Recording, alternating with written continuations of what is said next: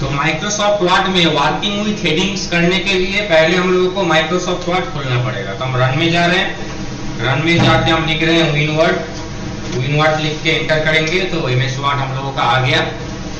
तो MS office में आज हम लोगों का जो टॉपिक है वर्किंग विथ हेडिंग्स। तो एक्चुअली पहले मुझे जानना है वर्किंग विथ हेडिंग्स लेके काम करेंगे क्यों। अगर कुछ हेडिंग लिखना होगा हम लोग का कुछ टॉपिक्स के ऊपर तो हम तो नॉर्मली हेडिंग लिख सकते हैं, उसका साइज बड़ा करके, उसका बोल्ड करके, अंडरलाइन करके जो हेडिंग होता है, मतलब हेडिंग थोड़ा अलग होता है। हेडिंग के अंदर हम लोग क्या करते हैं, नॉर्मल टेक्स्ट जो होता है वो लिखते हैं। तो जैसे कि हम यहाँ पर क्या किए, फॉन्ट साइज को इंक्रीज कर लिए। फॉन्ट साइज यहाँ पर देखो अभी 20 हो गया मेरा। ऊपर में जो जहाँ पर मेरा फॉन्ट साइज लिखा हुआ है वहां पर हम फॉन्ट साइज देखो 20 लिखा हुआ है, क्योंकि फॉन्ट साइज हम 20 किए हैं, शॉर्टकट से किए हैं, कंट्रोल शिफ्ट ग्रेटर देन से लेकिन किए हैं। अब यहाँ पर हम मान लो लिखेंगे वेस्ट बंगाल के बारे में कुछ लिखेंगे, एंटर दे दिए।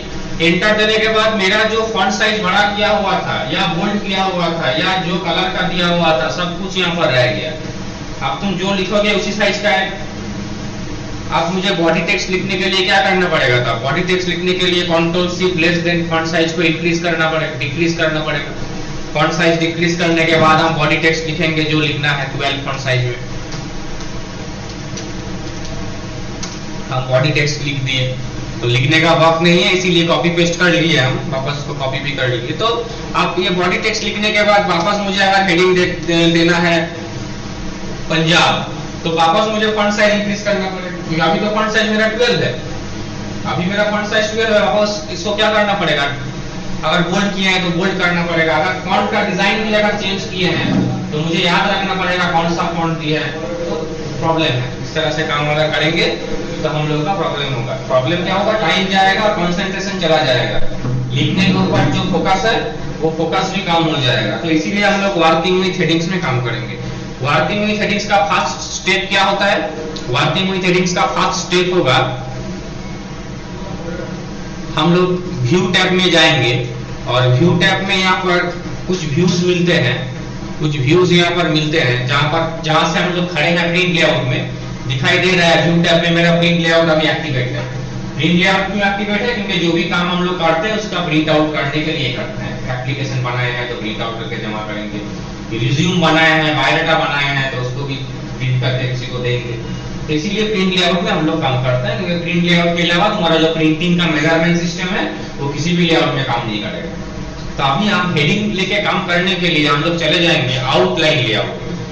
ये आउटलाइन लेआउट में जाएंगे, किस लिए जाएंगे, हेडिंग लेके काम करने के लिए। हम यहाँ पर क्लिक करेंगे आउटलाइन लेआउट में। अभी आउटलाइन लेआउट में तुम्हें क्या करना पड़ेगा, आउटलाइन लेआउट में तुम्हें जो भी हेडिंग है, हेडिंग हम बना भी सकेंगे, बाद में सीखेंगे, अभी जस्ट हेडिंग लेके काम करना सीख रहे हैं। तो इसमें हम क्या करेंगे, जो हेडिंग है उसको लिखेंगे, जिसके बारे में लिखना है, जिस सिटी के बारे में लिखना है, जिस टॉपिक के बारे में लिखना है, वो सब टॉपिक से भी यहाँ पर लिखेंगे। मुझे हार्डवेयर के बारे में लिखना है तो हम लिखे हार्डवेयर, उसके बाद लिखे सॉफ्टवेयर, उसके बाद लिखे सीपीयू,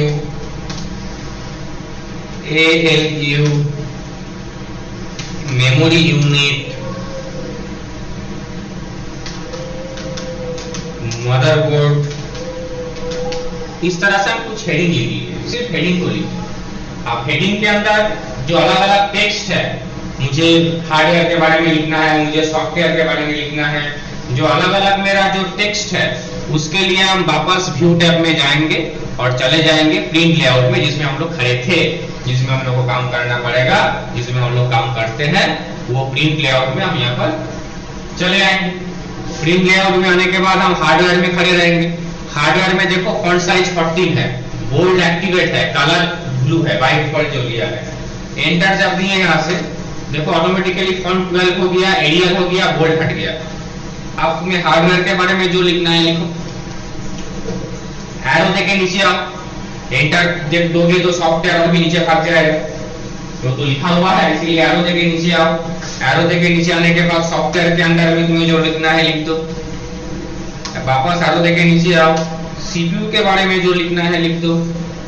वापस एरो देके नीचे आओ, एएलयू के बारे में लिखो, एमयू, लिखना तो तुम्हें पड़ेगा। अभी तो हम सिखाने के लिए कॉपी पेस्ट कर रहे हैं, लेकिन लिखना पड़ेगा। अब लिखते लिखते ये हैरेसमेंट का, एक बार फॉन्ट चेंज करो, एक बार साइज चेंज करो, ये हैरेसमेंट से तुम्हारा छुट्टी हो गया और उसका टाइम भी बच गया, कंसंट्रेशन पावर भी बच गया। तो इसीलिए हम लोग वर्किंग विद हेडिंग्स में काम करेंगे। तो उसका फर्स्ट स्टेप क्या रहा, हम व्यू टैब में जाएंगे, आउटलाइन लेआउट। आउटलाइन लेआउट में जाके हम लोग क्या करेंगे, हेडिंग सिर्फ लिख लेंगे, बस और कुछ नहीं करेंगे। उसके बाद हम चले आएंगे प्रिंट लेआउट। प्रिंट लेआउट में जाके क्या करेंगे, सिर्फ डिफरेंट हेडिंग के अंदर में जाके जो टेक्स्ट मुझे लिखना था उस टेक्स्ट को हम लिखेंगे। और एक फायदा है वर्किंग विद हेडिंग्स में जाने का। थर्ड स्टेप में हम चले जाएंगे व्यू टैब में, व्यू टैब। और व्यू टैब के अंदर तुम्हें मिलेगा डॉक्यूमेंट मैप।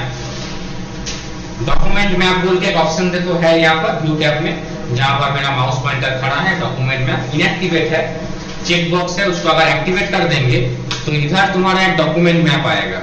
इधर साइड में दिखाई दे रहा है कि कंटेंट आ रहा है, साइड में क्या आ रहा है, जो जो तुम हेडिंग दिया था उसी को आ रहा है। इससे फायदा क्या होगा ना, जब प्रूफ चेक होगा, प्रूफ चेक मतलब एक बार में तो सब चीज फाइनल नहीं हो जाता, वापस उसमें लिखना पड़ता है, वापस उसमें दिखना पड़ता है।